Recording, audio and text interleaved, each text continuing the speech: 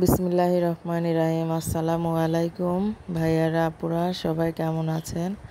আশা করি আল্লাহর রহমতে সবাই ভালোই আছেন।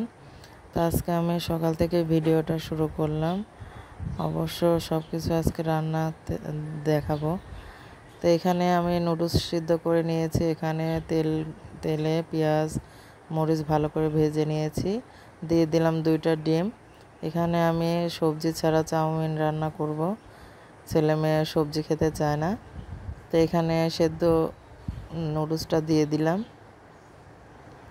তো দিয়ে আমি ভালো করে নেড়ে চেড়ে নিচ্ছি। এখানে দিয়ে দিচ্ছি ম্যাগি মশলা। এটা দিয়ে আবারও ভালোভাবে আমি নেড়ে চেড়ে মিশিয়ে নিচ্ছি।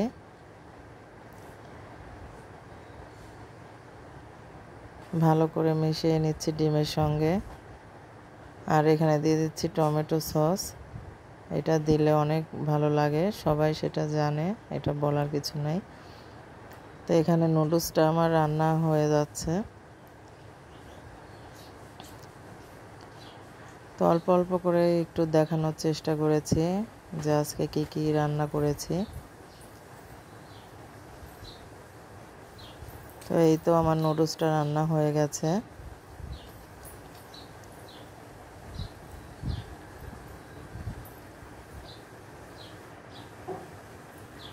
তো সবাই আমার ভিডিওটা শেষ পর্যন্ত দেখবেন। নুডলসটা রান্না হয়ে গেছে, এখন আমি বাচ্চাদেরকে দিয়ে দেব এটা খাওয়ার জন্য। তো এখানে শাকটা আমি ভেজে নেব। প্রথমে তেল দিয়ে পেঁয়াজ মরিচ রসুন আমি ভালো করে ভেজে নিচ্ছি। এখানে কলমি শাকটা আমি রান্না করছি। কলমি শাকটা আমাদের সবারই পছন্দ। তো এখানে ভালো করে ভাজা হয়ে গেছে। কলমি শাকটা আমি ভালো করে কুটে ধুয়ে নিয়েছি পানি ঝরিয়ে। তো এখানে ভালো করে পেঁয়াজ রসুনের সঙ্গে মিশিয়ে দিব।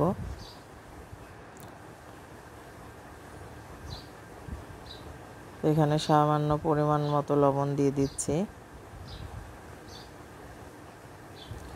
আবারও ভালো করে মিশিয়ে নিব।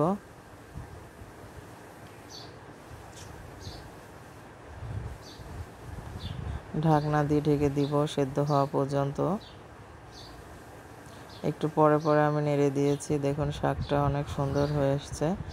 এখন তুলে নিচ্ছি। অফ ক্যামেরায় আমি এটা ভালো করে ভেজে নিয়েছি। তো এখানে আবার কড়াইটা বসিয়ে দিলাম, দিয়ে দিলাম তেল। তো এখানে আমি ডিমের ঝোল করব আলু দিয়ে। তো এখানে লবণ আর হলুদ দিয়ে দিলাম। ডিমটা এখন ভালো করে ভেজে নেব।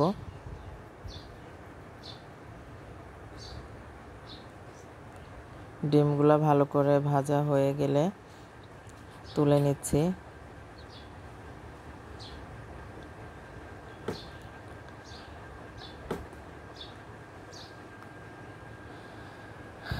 আর ভাইয়াদের আপুদের আবারও একটা কথা বলি, যারা সাবস্ক্রাইব করেছেন তাদেরকে অসংখ্য ধন্যবাদ।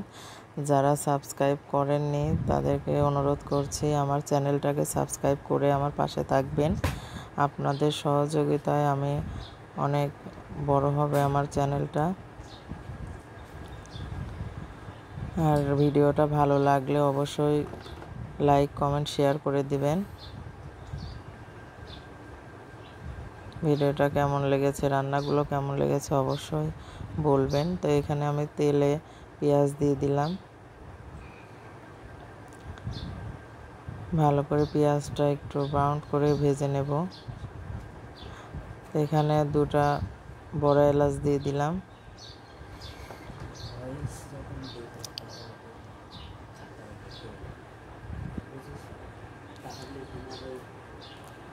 তো এখানে আমি মশলা দিয়ে দিচ্ছি পেঁয়াজ রসুন বাটা, আদা বাটা আর একটু গরম মশলা বেটে দিয়েছি। দিয়ে দিলাম সামান্য পানি যাতে পুরা না লেগে যায়। তো এখানে আস্তে আস্তে গুঁড়া মশলাগুলো অ্যাড করছি। এখানে দিয়ে দিচ্ছি শুকনো মরিচের গুঁড়া পরিমাণ মতো, দিয়ে দিচ্ছি হলুদ গুঁড়া, এখানে দিয়ে দিচ্ছি ধনিয়া গুঁড়া, আর আমি জিরা এটা বেটে দিয়েছি। তো এখন ভালো করে কষিয়ে নেব মশলাটা, যত কষানো হবে তত ভালো লাগবে।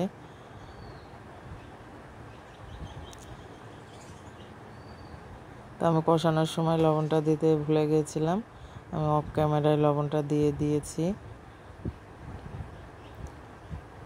তো আমার মশলাটা আর একটু পানি দিয়ে ভালো করে কষিয়ে নিলাম। এখানে দিয়ে দিচ্ছি সেদ্ধ করে রাখা আলুটা দিয়ে আবার ভালো করে কষিয়ে নেব, যাতে আলুর মধ্যে মশলাটা ঢুকে যায়।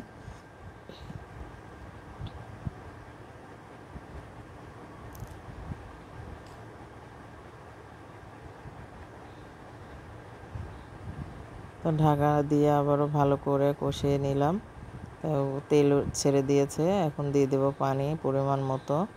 যে যতটুকু ঝোল রাখতে চান সেই পরিমাণে পানিটা দিয়ে দিবেন। তো আমার বাচ্চারা একটু ঝোল খেতে পছন্দ করে, আমি একটু পরিমাণ মতো দিয়ে দিলাম ডিমগুলো। এখন বলক উঠে গেছে। তো আমার ডিমটা রান্না হয়ে গেছে প্রায়। এখন আমি গরম মশলা গুঁড়াটা দিয়ে দিলাম, দিয়ে ঢাকনা দিয়ে ঢেকে দিচ্ছি। আজকের রান্না এগুলোই। সবার কাছে কেমন লেগেছে অবশ্যই বলবেন।